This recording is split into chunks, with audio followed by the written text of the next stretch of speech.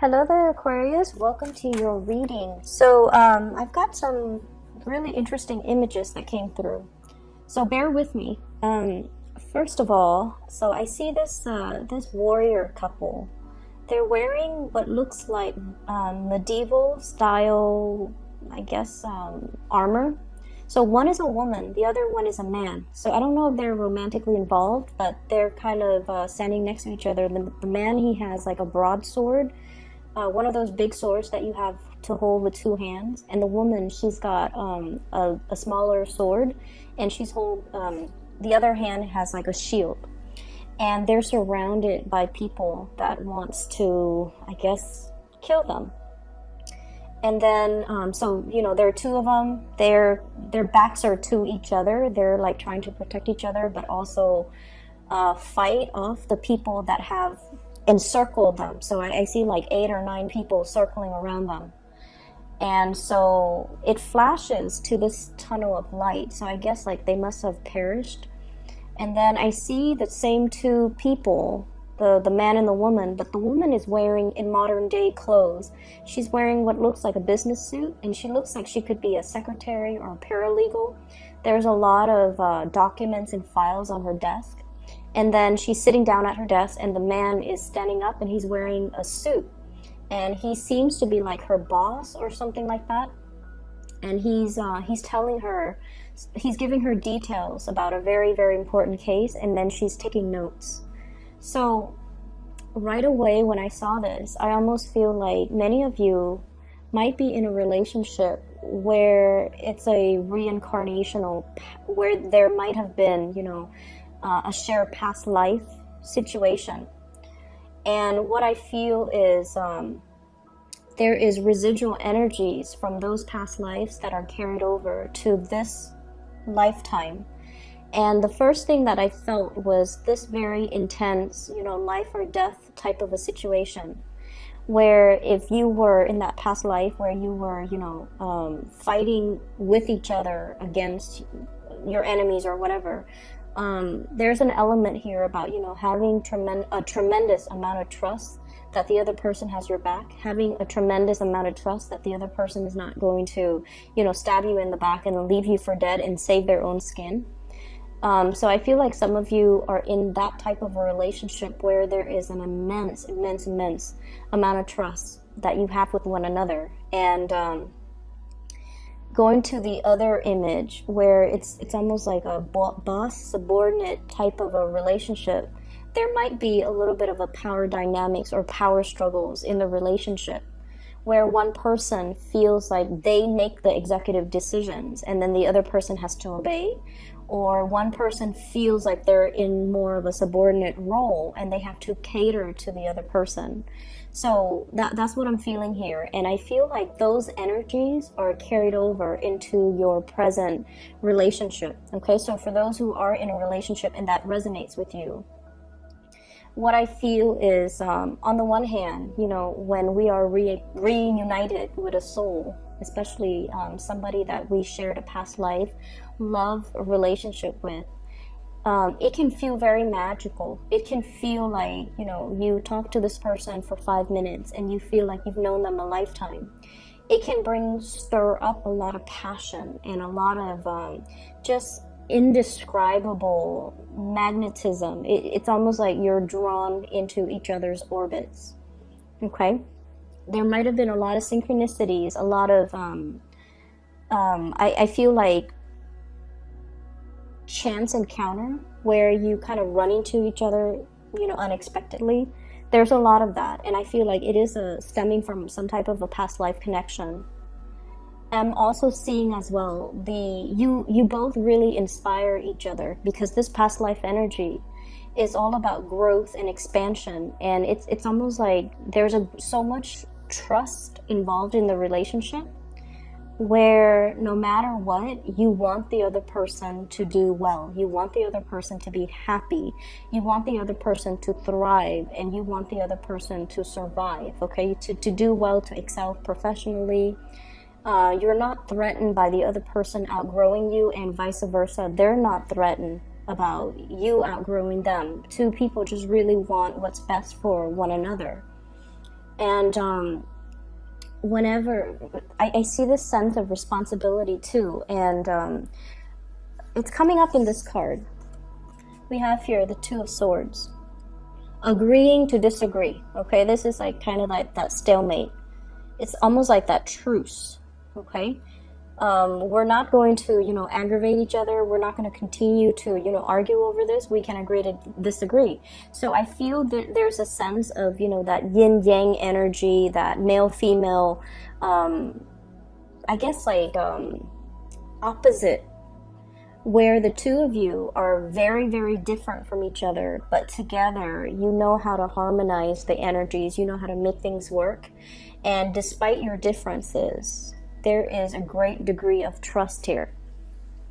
The reason I brought that up is because those images came out really strongly, and I feel for some of you, even if it's not a love work relationship partner, I feel like you're having some type of a chance encounter with somebody that you've known before in a previous lifetime, where you really needed to depend on each other in order to survive. And no matter what, there was so much trust and faith and like that sense of personal responsibility to one another. So it's like a very beautiful type of an energy.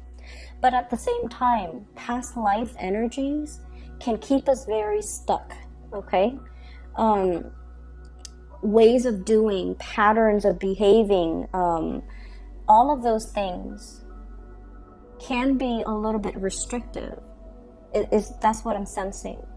So breaking away from that, and a lot of people do past life regression so that they know what challenges they faced in their past life and how that has really affected them in this lifetime, or how that has created very it's almost like unexplained phobias or unexplained fears or cycles of behaving, so that they can break those cycles. So I feel like this past life snippet that I'm seeing is hopefully allowing some of you to kind of leave it in the past and try to move forward, okay?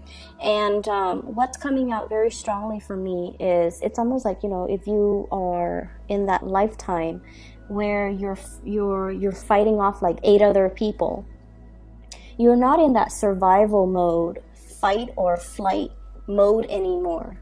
And so you have to kind of be strategic about using the resources that are around you in order to make the situation a little bit more harmonious, okay?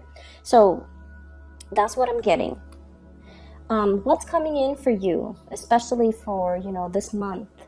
I have here the Princess of Wands, and this is in the traditional Rider-Waite deck. This is more like the Page of Wands.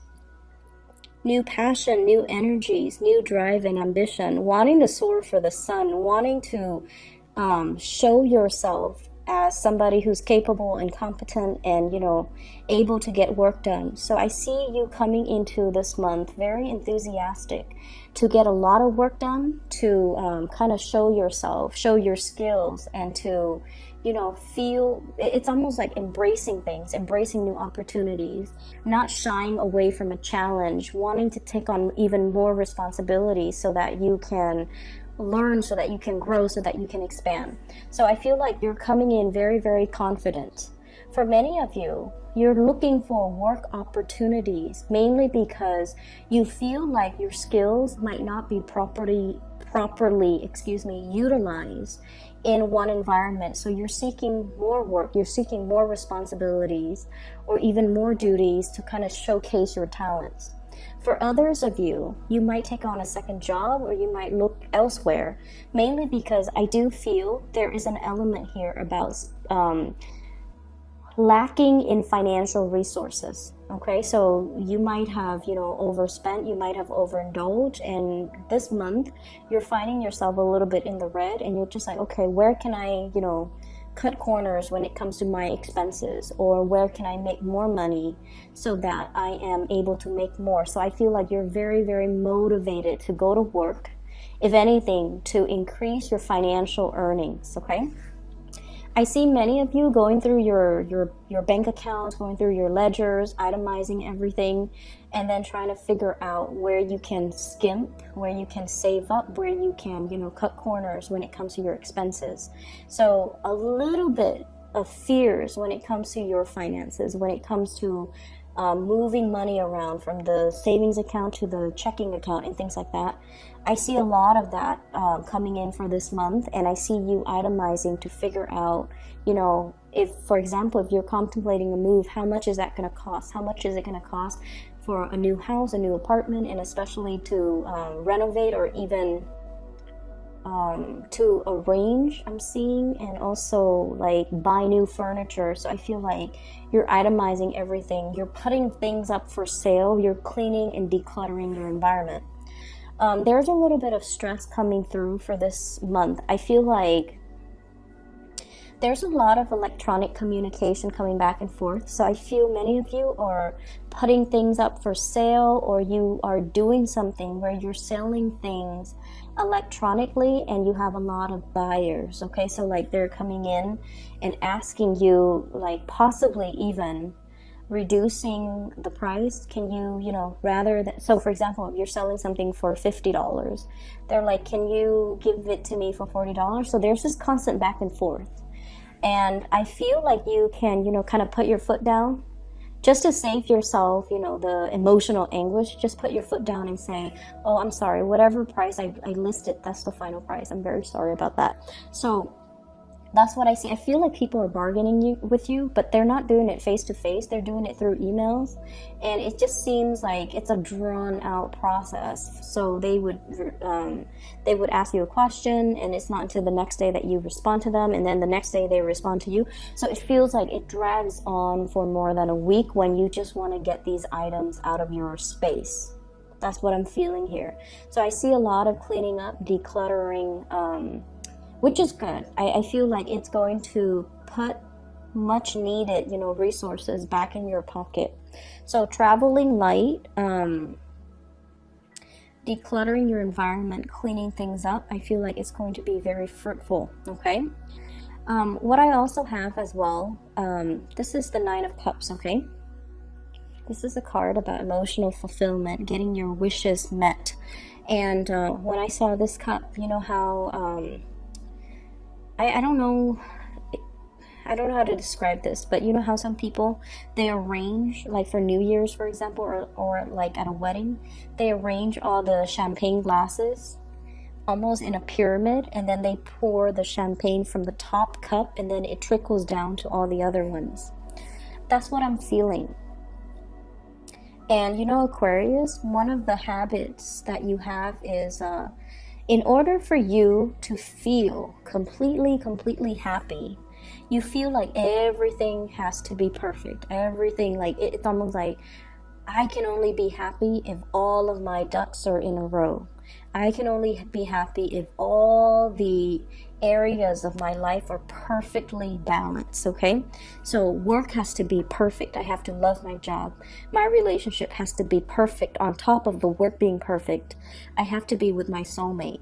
And then on top of work and my love life being perfect, I have to have groups of friends or, group associations that are really emotionally fulfilling. And then on top of that, family situation has to be perfect. So everything in your life you feel like has to be at its best in order for you to say, I'm happy. And I feel like there's a little bit of a fallacy when we look at things in that way. It makes us too perfectionistic. It's almost like putting a lot of unnecessary pressure on yourself to make sure that everything in your life is stable and perfect and just, everything is in its place, rather than really enjoying the imperfections, and rather than just enjoying the moments of happiness as they come in. So I see almost this obsessive need from your end, not only to control things, 4 of Pentacles, it's the Miser card, but also you're trying so hard to exact perfection in all areas of your life, and you're not giving yourself a break. You're trying so hard to be everything to everybody, and you're not giving yourself the time to just be you. You're measuring, I guess, like your ideals of happiness as being, you know, this total state of completion where everything is neat and orderly and perfect. And you're putting a lot of unnecessary pressure on yourself. I feel like many of you have become aware of this, and you're shifting to a place where you are more welcoming when it comes to, you know, the organized chaos. Like you're welcoming it, and you're okay with that.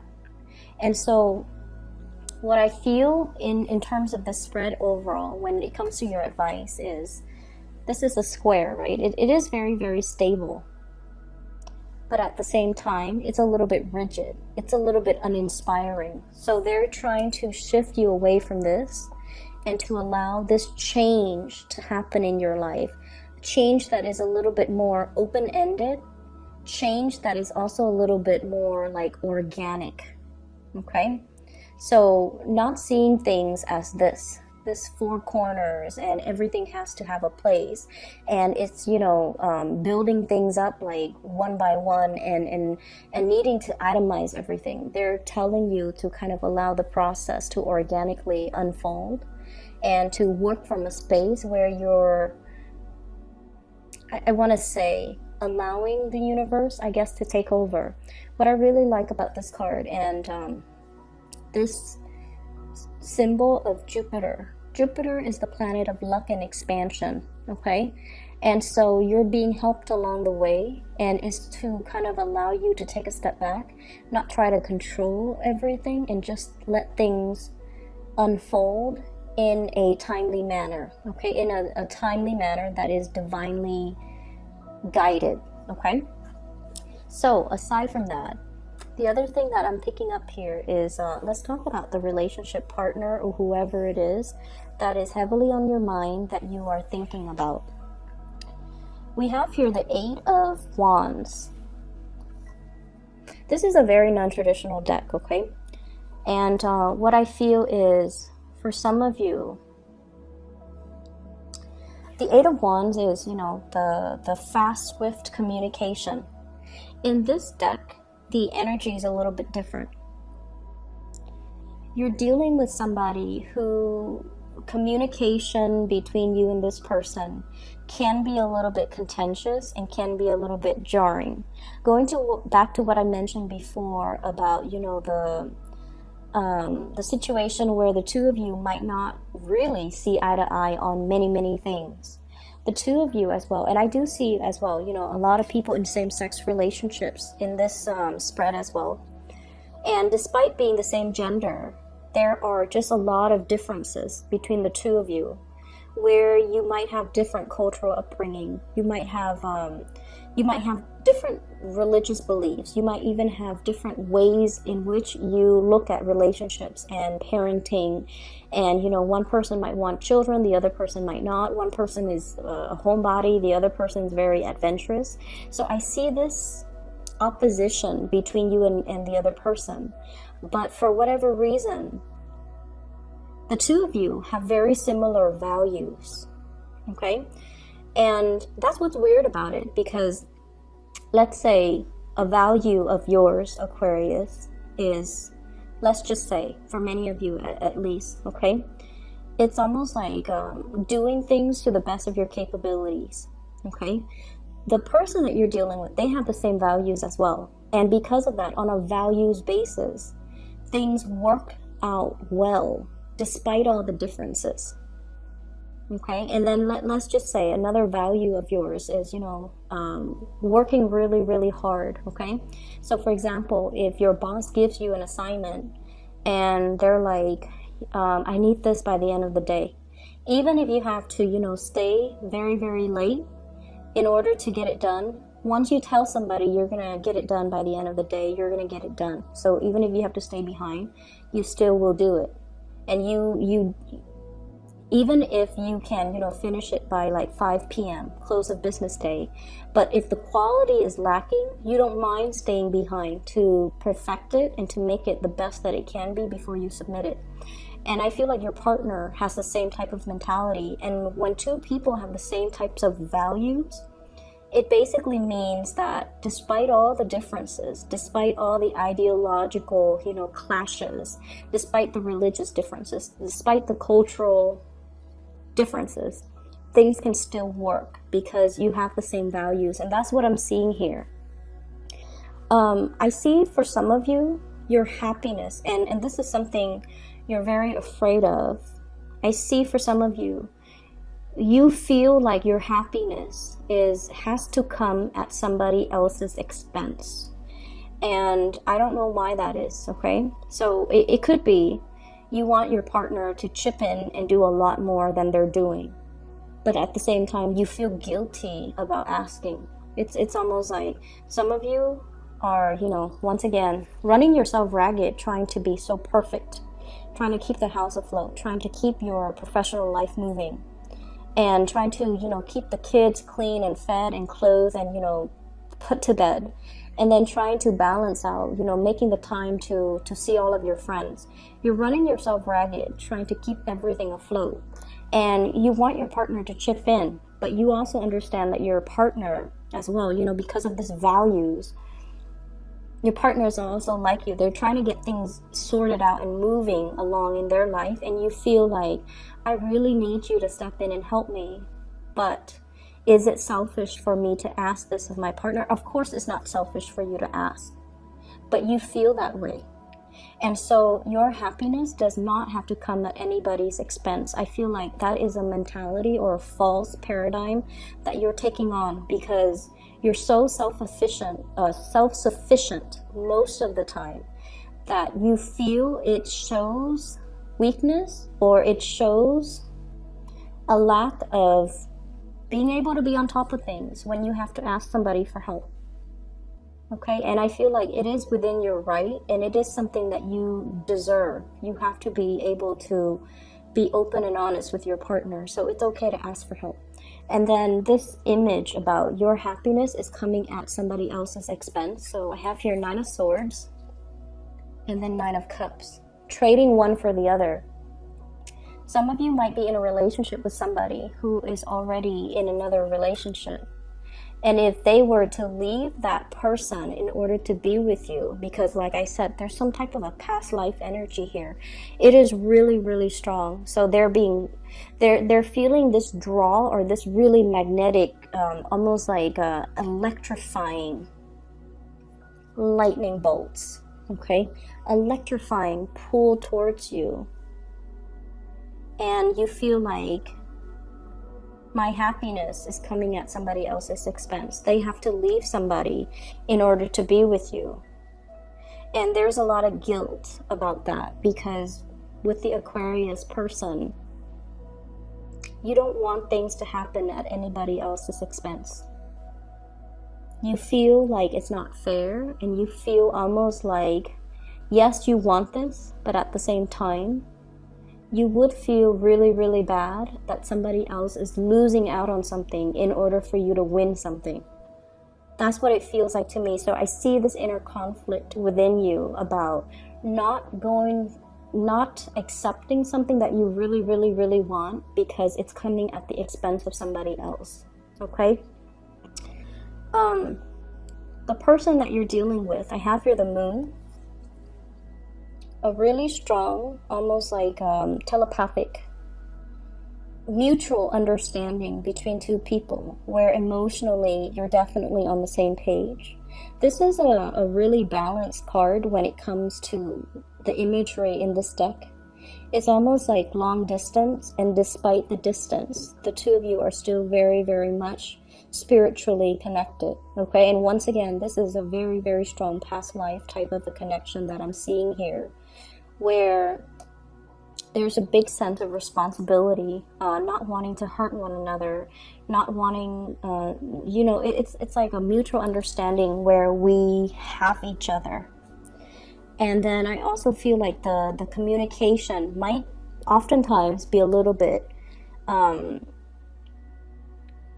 kinetic. It seems very ADD to me. It's like you can talk about every topic under the sun. And then within like a 5-minute conversation, things start here and they veer off to a very, very different direction. So it's like you can talk about family, you can talk about work, you can talk about, your car, you can talk about your pets, and then you can like veer off on really, really tangential topics. So I feel like everything is being discussed. A lot of communication going back and forth between you and the partner or whoever it is that you're dealing with. I'm also seeing as well, you're giving a lot more communication than they're giving back. And I feel like they might feel a little bit overloaded. Okay, so that's what I'm sensing. It's almost like you're bombarding them with way too much communication, and they're still trying to figure out how to answer your first question, and you've already shot them like 3 other questions. So I feel like it would be better if you slow down when it comes to the communication, so that it allows the two of you to understand each other fully and to discuss one topic at a time, thoroughly and completely, before you move on to another topic. Does that make sense?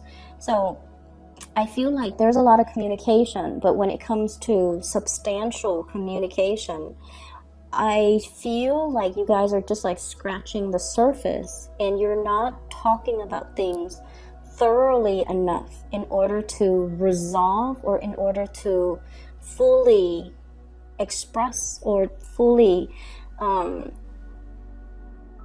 explore that topic before you completely move on. Okay, so slow down the communication a little bit, asking the other person more follow-up questions so that you understand where they're coming from, because I feel like they feel a little bit overwhelmed. They're like still trying to figure out the first part, and you're already 3, 4, 5 steps ahead of them, and I feel like they feel a little bit overwhelmed. Okay. Your partner is going through some major transformative changes in their love life as well. And what I mean is, if in the past they've just been like going through the motions, doing what is expected of them, doing what is culturally expected of them, or what is, socially expected of them. So for example, if they are a male and they're in their 30s, they're just like, okay, by the time I'm in my 30s, I need to be established with a career so that I can get married, so that I can, have a kid when I'm 35, because by the time I'm 40, it's going to be too old. That's what I feel is going through your partner's head. This is somebody who's very stable, who's very reliable, and I feel like they're very strong as well. They seem like very well-rounded, and they feel like they're very family-oriented. I'm seeing this rainbow here, and it's almost like that completion. Okay, everything is like under the rainbow. So I feel like it's somebody who's very, very family-oriented. And so they've been going through the motions as to what's expected of them. And I feel like it's not until the past 2 years where they kind of stopped themselves and to look at, am I doing this because it's making me happy, or am I doing this because it's expected of me? So I feel like they're going through some major transformations when it comes to being able to clearly identify what brings them emotional happiness versus what brings them stability, or versus what they're doing that is, appeasing everybody, but that's not really making them happy. I also feel as well, they're starting to understand you a little bit more. So this could be, your significant other, your spouse, or even the person that you are interacting with. They're starting to understand you a lot more. They're starting to understand your way of thinking. They're starting to understand that when they're dealing with you, what they see is pretty much what they got. Because I feel with this moon, where they have been very confused about you in the past, because they kept reading between the lines. They didn't take you at face value. And so now it's like they stop reading between the lines. They just take everything that you say at face value.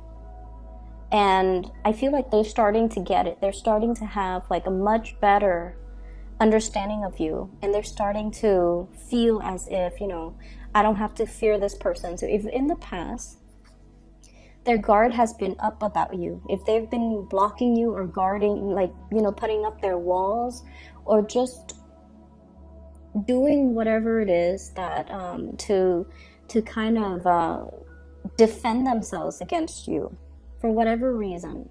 Maybe they're overwhelmed, or maybe they're afraid of the connection as well. Maybe they're afraid of the responsibilities in the relationship. They're putting their guard down. They're starting to understand you. They're starting to think like you, and they're starting to also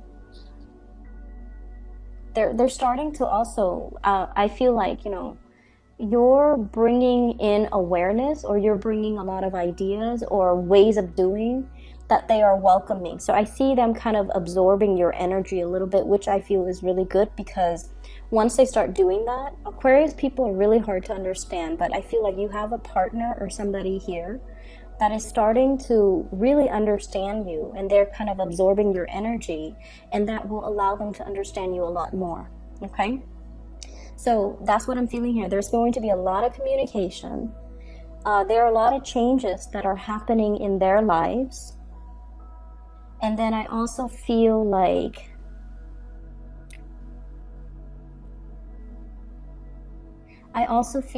whatever has been troublesome or problematic about the communication in the past, now there is some type of it's almost like a peace offering here. A peace offering, okay? A stalemate. We don't have to fight. We can agree to disagree. But I feel like they're taking more of your energy with the suit of swords, and they're starting to understand you. Moving forward for this month at least, I feel like you have to be easier on yourself. I feel like you need to kind of embrace new opportunities and new energies, especially when it comes to, you know, fun, socializing, and just, you know, going out. I feel for many of you, don't keep yourself cooped up in the house out of fear of, you know, seasonal depression. Get yourself a lot more physically active, okay? So I'm going to leave it at that, Aquarius. I hope the reading is helpful for you guys. I do wish you the best, okay? Take care. Oh, and one last thing. I am no longer giving private readings. So for those of you who are still emailing me, I guess you might not have heard the announcement last month, but I'm no longer doing private readings. So if you are interested in a private reading, I've put down a link in the description box for a psychic. Her name is Bridget. She is phenomenal. I highly recommend her. If you haven't already, please book an appointment with her. She is amazing. And I've used her services in the past, and I highly recommend her. So if you would do that, click on the description box in the click on the link in the description box, and her scheduling website is right there. Okay, I'll talk to you soon.